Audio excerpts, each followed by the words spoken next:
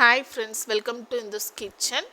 இன்றைக்கி நாட்டுக்கோழி குழம்பு எப்படி வைக்கலான்னு பார்க்கலாம் வாங்க.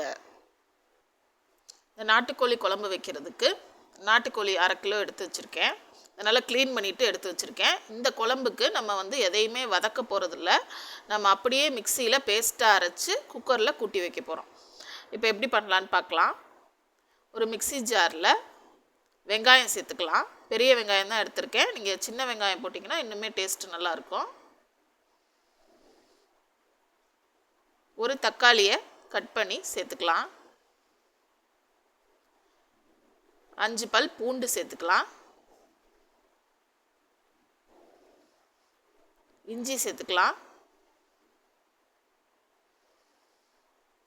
இதில் கொஞ்சமாக மிளகு, சீரகம், சோம்பு, பட்டை, கிராம்பு, ஏலக்காய் இது எல்லாத்தையுமே இதில் சேர்த்துக்கலாம்.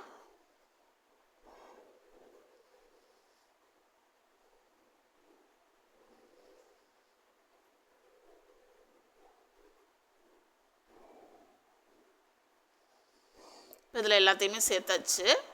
இப்போ இதில் தேங்காய் சேர்த்துக்கலாம். ஒரு 1/4 மூடி அளவு தேங்காய் சேர்த்துக்கலாம்.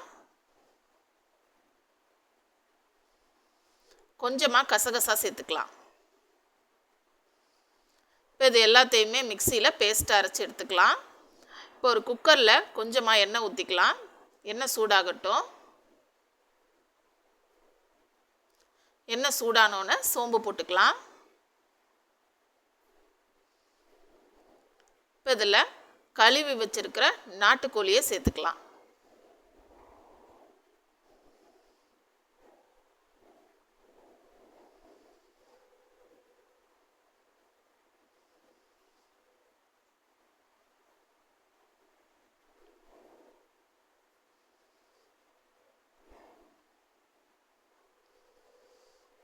இப்போ இதில் மஞ்சத்தூள் சேர்த்துக்கலாம்.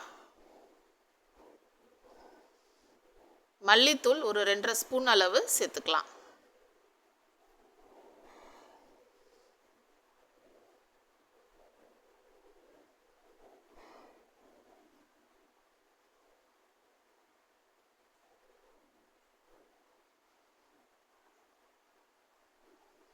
மல்லித்தூள் ஒரு 2.5 ஸ்பூன் அளவு சேர்த்துருக்கேன்.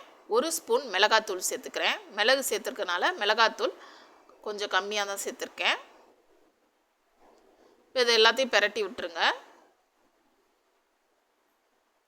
இப்போ இதில் இந்த கறி வேகிற அளவுக்கு தண்ணி ஊற்றிக்கலாம்.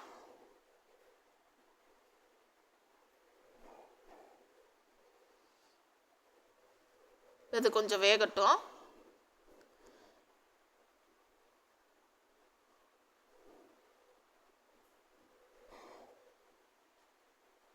இப்போ இதில் நம்ம அரைச்சி வச்சுருந்த இந்த பேஸ்ட்டை சேர்த்துக்கலாம்.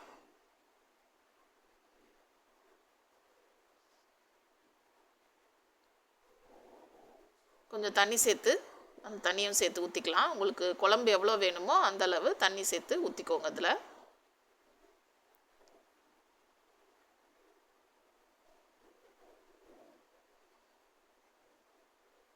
இதில் தேவையான அளவு உப்பு போட்டுக்கலாம். இன்னும் கொஞ்சம் போட்டுக்கலாம் உப்பு. இப்போ தேவையான அளவு உப்பு போட்டாச்சு. அவ்வளோதாங்க, எல்லா மசாலாவுமே நம்ம சேர்த்தாச்சு. இப்போ இதை நல்லா கிளறி விட்டுட்டு குக்கரை க்ளோஸ் பண்ணி ஒரு 6-7 விசில் விட்டு எடுத்தோம் அப்படின்னா குழம்பு ரெடி ஆயிரும்.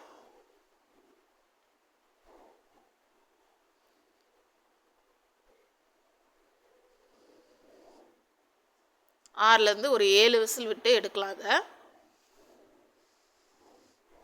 பாருங்கள், அதை ஓப்பன் பண்ணிட்டேன். இன்னும் ஒரு 10 நிமிஷம் வச்சோம் அப்படின்னா நல்லா கெட்டியாயிரும் குழம்பு. இந்த குழம்பு ரொம்ப நல்லா இருக்குங்க. ஈஸியாக நம்ம செஞ்சிடலாம். ரொம்ப நல்லாயிருக்கும். இதை நீங்கள் இட்லி, தோசைக்கு, சாதத்துக்கு எல்லாத்துக்குமே இந்த குழம்பு நல்லாயிருக்கும். நீங்களும் இதே மாதிரி ட்ரை பண்ணி பாருங்கள் வீட்டில். Thank you friends. தேங்க்ஸ் ஃபார் வாட்சிங். லைக் பண்ணுங்கள், ஷேர் பண்ணுங்கள், சப்ஸ்கிரைப் பண்ணுங்கள்.